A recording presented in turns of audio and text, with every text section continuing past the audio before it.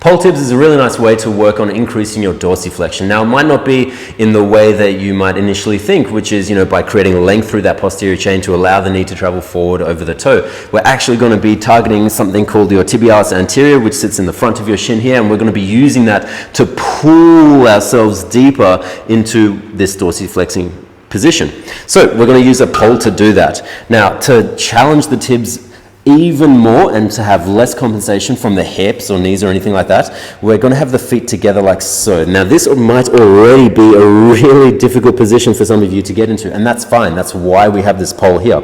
So with the feet together, you're going to come into the deepest squat possible with the heels still on the floor. If this is completely impossible, you can have the feet a little bit wider, but just know that there's a little bit of compensation from the hips now as well.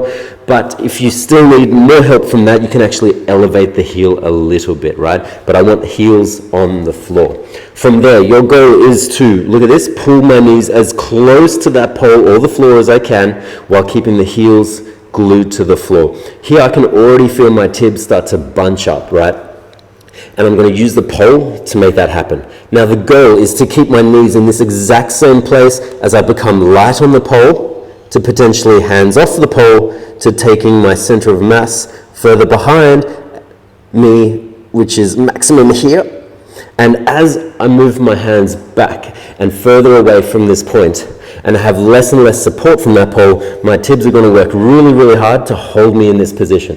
So again, pulling myself in, then getting light on the pole if I can, hands off if I can, making it harder if I can, and hold in the hardest position just before I fall for 5, 4, 3, 2, 1, grabbing the pole, resetting and going again.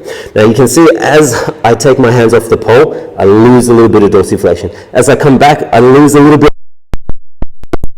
That this guy right here is working incredibly hard to a point where it's burning, borderline cramping, to keep my knees forward over the toes. And you might be at a place where you can't even let go. So your 5-second contraction might look like this. You might pull yourself in and then you can't go any further because you just fall off, which is fine. So all you're going to do is then get light on the pole. So you can go fingertips, you can go one hand if you want, but the whole idea is to get these bad boys here to fire.